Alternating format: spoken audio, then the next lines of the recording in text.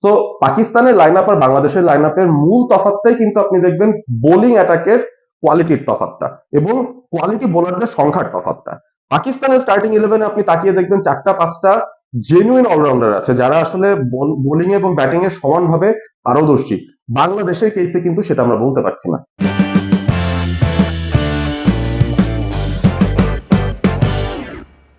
নতুন মোড়কে পুরনো সমস্যা। বাংলাদেশ আবারও যাচ্ছে টি-20 একটা সিরিজ খেলতে। ঠিক আগের সিরিজটায় ইউএইর সঙ্গে 2-1 হারার পর খুব বেশি দিন কিন্তু যায়নি, লাহোরে ইতিমধ্যে বাংলাদেশ দল পৌঁছে গেছে এবং সেখানে তারা প্র্যাকটিস করছে। পাকিস্তানের সঙ্গে 3 ম্যাচের টি-20 সিরিজ খেলার জন্য বাংলাদেশ লাহোরে অবস্থান করছে। ইউএইর দুঃসহ স্মৃতি বা শারজার দুঃসহ স্মৃতি সেটাকে এখনো ভুলতে পারছে বাংলাদেশ দল?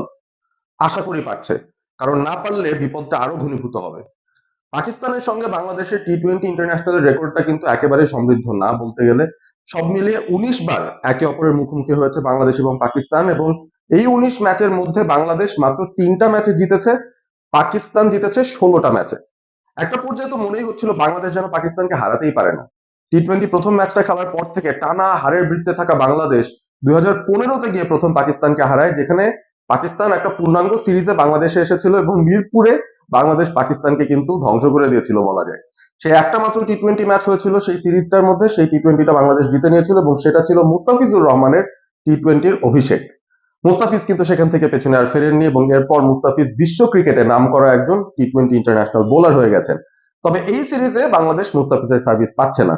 মুস্তাফিজুর রহমান আইপিএল খেলার পর খানিকটা শারীরিক অসুস্থতা এবং সেই সাথে খানিকটা ইনজুরির প্রবণতার কারণে তিনি এই সিরিজ থেকে ড্রপড আউট হয়েছেন। নাহিদ রানাও কিন্তু ড্রপড আউট হয়েছেন, যিনি কিনা তার টি-20 ইন্টারন্যাশনাল ডেবিউটা পেয়েছিলেন ইউএইর বিরুদ্ধে, তবে সেই ম্যাচটায় বাংলাদেশ শোচনীয়ভাবে হেরে যায়। তো এবারে আমরা চলে যাই আসলে ওভারঅল পরিসংখ্যান নিয়ে কেন কথা বলছিলাম। আপনাদেরকে একটা কুইজ দেই আপনাদেরকে, যে বাংলাদেশ এবং পাকিস্তানের সর্বশেষ যে টি-20 ইন্টারন্যাশনাল মোকাবেলাটা হয়েছিল সেই ম্যাচে জিতেছিল কে? জবাবটা হচ্ছে বাংলাদেশ। অর্থাৎ শেষ যেই ম্যাচটা বাংলাদেশ খেলেছে সেই ম্যাচে কিন্তু জয়ী দলের নাম বাংলাদেশ। এশিয়ান গেমসে চায়নার হোয়াংজুতে অনুষ্ঠিত হওয়া সেই ম্যাচটাতে, তৃতীয় চতুর্থ স্থান নির্ধারণী ম্যাচটাতে বা ব্রোঞ্জ মেডেলের ম্যাচটাতে বাংলাদেশ কিন্তু পাকিস্তানকে হারিয়ে দিয়েছিল, এবং এশিয়ান গেমসের ম্যাচগুলোও কিন্তু টি-20 ইন্টারন্যাশনালের তকমা পাওয়া। সুতরাং সেইটাই লাস্ট ম্যাচ ছিল 2023-এ এবং সেই ম্যাচটায় বাংলাদেশ জিতেছে। তবে সেই জয়ের সাথে অন্যান্য সিরিজ, অন্যান্য ম্যাচ সেগুলোর কিন্তু আমরা তফাৎ করতেই পারি। সো অবভিয়াসলি যখন বাংলাদেশ পাকিস্তানে এখন যাচ্ছে, পাকিস্তানের মাটিতে পাকিস্তানকে টি-20-তে কিন্তু বাংলাদেশ এখনো পর্যন্ত হারাতে পারেনি, সেই আক্ষেপটা ঘোচানোর একটা সুযোগ বাংলাদেশের এবার আছে।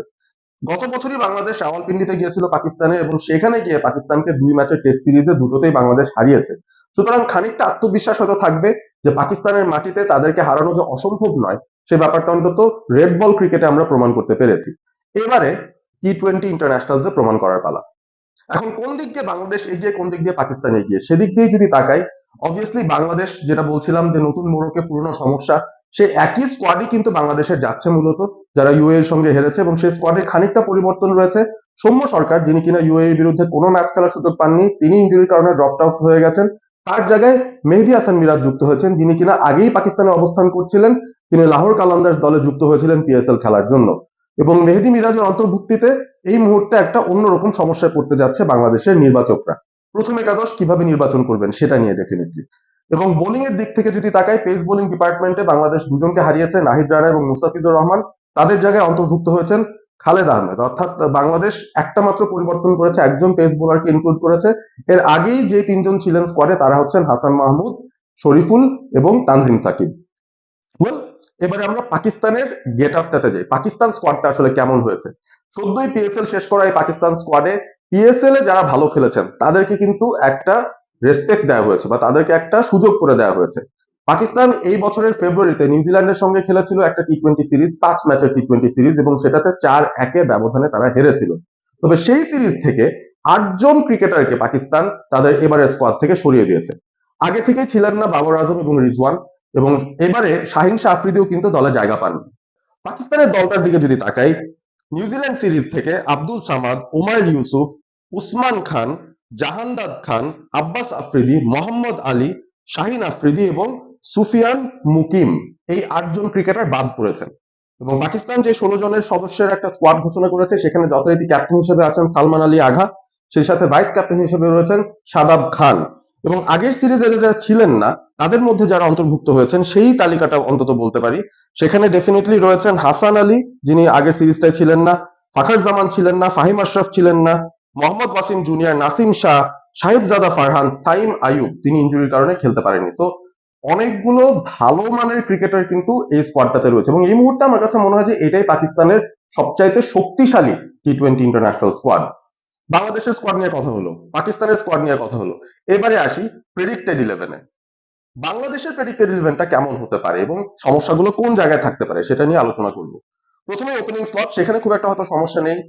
তানজিদ তামিম এবং পারভেজ হোসেন ইমন, আমার মনে হয় তাদেরকে সুযোগটা করে দেওয়া হবে। তারা ইতিমধ্যে ইউএই এর সঙ্গে অন্তত প্রমাণ করেছেন যে তারা অ্যাজ এ পার্টনারশিপ ভালো করতে পারেন। বেশ কিছু ভালো স্টার্ট তারা আমাদেরকে এনে দিয়েছিলেন পাওয়ার প্লের ভেতরে। 3 নম্বরে ক্যাপ্টেন লিটন কুমার দাস থাকবেন, 4 নম্বরে তাওহিদ হৃদয়, 5-এ জাকির আলী অনিক, 6-এ শামীম হোসেন পাটোয়ারি। আমার মনে হয় এই টপ 6 এর মেকআপে খুব একটা পরিবর্তন হবে না, কারণ আমাদের স্কোয়াডে ব্যাটারদের সংখ্যা কিন্তু খুব একটা বেশি নেই। 7 নম্বর পজিশন থেকে নিচে যখন যাচ্ছি সেখানে দুই একটা পজিশন আমার মনে হয় একটু কন্টেনশাস হতে পারে। ফর এক্সাম্পল, শেখ মেহেদী খেলবেন না মেহেদী হাসান মিরাজ খেলবেন, নাকি তানভীর ইসলাম খেলবেন, সেটা একটা বিষয়। আমার কাছে মনে হচ্ছে তানভীর ইসলামের খেলার সম্ভাবনাটা খুবই কম, কারণ মেহেদী মিরাজ বা শেখ মেহেদীর মধ্যে একজন যদি সিলেক্টেড হয়ে যান এবং বাংলাদেশ যদি 3 পেসার নিয়েই খেলে, সেই হিসেবে কিন্তু তানভীর ইসলামের জায়গাটা আসলে এই স্কোয়াডে হয় না।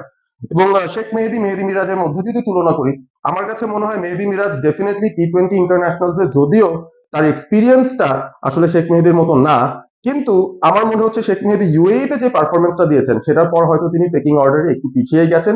মেহেদী হাসান মিরাজের ব্যাটিং অ্যাবিলিটির কারণে আমার কাছে মনে হয় তিনি সুযোগ পেয়ে যেতে পারেন। তবে এখানে একটা রিস্ক আছে, রিস্ক নিয়ে পরে আসবো। পরবর্তী লাইন আপ গুলোতে যাচ্ছি। সাথে যদি শেখ মেহেদী বা মেহেদী মিরাজের মধ্যে একজন থাকেন, 8 নম্বরে ডেফিনেটলি থাকছেন রিশাদ হোসেন, 9-এ তানজিম হাসান সাকিব, 10-এ হাসান মাহমুদ, 11-তে শরীফুল ইসলাম এবং ব্যাকআপ হিসেবে অবভিয়াসলি খালেদ আহমেদ থাকবেন, তানভীর থাকবেন এবং সেই সাথে নাজমুল হোসেন শান্ত, যাকে ক্যারি করা হয়েছে, তিনিও হয়তো থাকছেন। So this is the backup for Bangladesh. এবারে সমস্যার কথা বলি। বাংলাদেশ ইউএই এর সঙ্গে স্ট্রাগল করেছিল কারণ তাদের ষষ্ঠ বোলিং অপশনটা ছিল না এবং এই লাইন আপের মধ্যেও কিন্তু আমরা ঠিক একই ঘটনাটাই দেখছি। শামীম পাটোয়ারিকে যদি আমরা ধরি সিক্স বোলার, তাইলে কিন্তু খুব একটা বড় সমস্যার মধ্যে আমরা পড়তে যাচ্ছি। মাত্র 5 জন প্রতিষ্ঠিত বোলার থাকবে, যার মধ্যে আবার মেহেদী মিরাজ যদি খেলেন তাকেও কিন্তু 4 ওভারের কোটা পূরণ করতে হবে। সো বোলিংটা বাংলাদেশের দুর্বলতার জায়গা ডেফিনেটলি, এবং ব্যাটিং তো আগে থেকেই দুর্বল ছিল। এই কারণেই আমি বেশ সন্দিহান এই সিরিজে আসলে বাংলাদেশ পাকিস্তানের সাথে পেরে উঠতে পারবে কিনা সেটা। এবারে আসি পাকিস্তানের স্টার্টিং ইলেভেনটা কেমন হতে পারে। এক্সপ্লোসিভ একটা স্টার্টিং ইলেভেন হতে পারে, স্পেশালি ব্যাটিং এর দিকে যদি তাকাই, এক্সাইটিং কিছু প্রসপেক্টস এই লাইন আপটায় রয়েছেন। সাইম আয়ুব আমার মনে হয় স্টার্ট করবেন ডেফিনেটলি, এবং তার সঙ্গে কি ওপেন করবেন সেটা একটা কন্টেনশনের বিষয়। হাসান নওয়াজও থাকতে পারেন, যিনি নিউজিল্যান্ডের সঙ্গে আগের সিরিজটায় সেঞ্চুরিও পেয়েছেন। না হলে সাহিবজাদা ফারহান, তিনিও সুযোগ পেতে পারেন, যিনি পিএসএল এ দুর্দান্ত খেলেছেন এবং পিএসএল এর সর্বোচ্চ সংখ্যক ছক্কার মার তিনি মেরেছেন। এই দুজনের মধ্যে একজন ডেফিনেটলি সুযোগ পাবেন। 3 নম্বরে এক্সপিরিয়েন্স ফাখার জামান সুযোগ পাবেন, যিনি পিএসএল এও দারুণ খেলেছেন। এরপর ক্যাপ্টেন সালমান আলী আগা আছেন, ভাইস ক্যাপ্টেন শাদাব খান আছেন, Faheem Ashraf allrounder, Khushdil Shah allrounder, Abrar Ahmed leg spinner, এরপর 3 পেসার হারিস রফ, নাসিম শাহ এবং ওয়াসিম জুনিয়র কিংবা হাসান আলীর মধ্যে যে কোনো একজন। এখানে কিন্তু দেখবেন এক্সপিরিয়েন্স ফ্যাক্টরে কিন্তু পেস বোলাররা বেশ ভালো জায়গায় আছেন। হারিস রফ, নাসিম শাহ, হাসান আলী কিংবা মোহাম্মদ ওয়াসিম জুনিয়র, 4 জনের যে কোনো 3 জন খেললেও কিন্তু বাংলাদেশের জন্য একটা কঠিন পরীক্ষাই আমার কাছে মনে হয় অপেক্ষা করছে। আবরারকে সুযোগ দেওয়া হবে কিনা সেটা একটা প্রশ্ন। তবে যেহেতু মাত্র দুজনই স্পিনার আছেন এই দলটায়, শাদাব এবং আবরার, আমার মনে হচ্ছে দুজনই সুযোগ পেয়ে যাবেন। শাদাব তো থাকবেনই, তিনি ভাইস ক্যাপ্টেন, তবে আবরারও আমার মনে হয় লোন স্পিনার হিসেবে সুযোগ পেয়ে যেতে পারেন এই দলটায়। কিন্তু আবার যদি পাকিস্তান ভাবে যে আমরা আবরারকে নেব না, তিনি মার খেয়ে যেতে পারেন, সেই ক্ষেত্রে হয়তো আরো একজন পেস বোলিং অলরাউন্ডার কিংবা একজন ব্যাটারকে তারা ইনক্লুড করতে পারে। ইরফান খান সেখানে এসে ঢুকতে পারেন, অলরাউন্ডার ক্যাটাগরিতে হুসাইন তালাত ঢুকতে পারেন এবং খুশদিল শাহকে দিয়ে হয়তো সেই দ্বিতীয় স্পিনারের দায়িত্বটা পালন করানো হতে পারে। সো পাকিস্তানের লাইন আপ আর বাংলাদেশের লাইন আপের মূল তফাৎটাই কিন্তু আপনি দেখবেন বোলিং অ্যাটাকের কোয়ালিটির তফাৎটা এবং কোয়ালিটি বোলারদের সংখ্যার তফাৎটা। পাকিস্তানের স্টার্টিং ইলেভেনে আপনি তাকিয়ে দেখবেন 4-5টা জেনুইন অলরাউন্ডার আছে, যারা আসলে বোলিং এবং ব্যাটিং এ সমানভাবে পারদর্শী। বাংলাদেশের কেসে কিন্তু সেটা আমরা বলতে পারছি না। আলটিমেটলি যদি আমরা হিসেব নিকেশ করে দেখি, পাকিস্তানের 11 এবং বাংলাদেশের 11 এর মধ্যে, বা পাকিস্তানের স্কোয়াড বাংলাদেশের স্কোয়াডের মধ্যে, ফেভারিট ডেফিনেটলি এই সিরিজে পাকিস্তানই থাকবে। তবে যেহেতু এক্সপিরিয়েন্স খানিকটা বাংলাদেশের পক্ষে কথা বলছে এবং গতবার পাকিস্তান সফরে এসে আমরা তাদেরকে টেস্ট ক্রিকেটে হারিয়ে দিয়েছিলাম, সেই আত্মবিশ্বাসটা নিয়ে যদি টিম বাংলাদেশ খেলে, আশা করব ইউএই বিরুদ্ধে যে ভুলগুলো বাংলাদেশ করেছিল সেটা অন্তত এড়িয়ে যেতে পারবে এবং পাকিস্তানকে একটা শক্ত প্রতিদ্বন্দ্বিতায় বাংলাদেশ ফেলতে পারবে।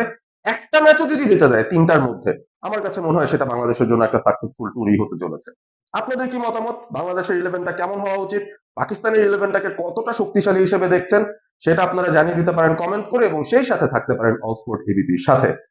Like, share, subscribe all sport এবিপির সাথে থাকার জন্য অনেক অনেক ধন্যবাদ।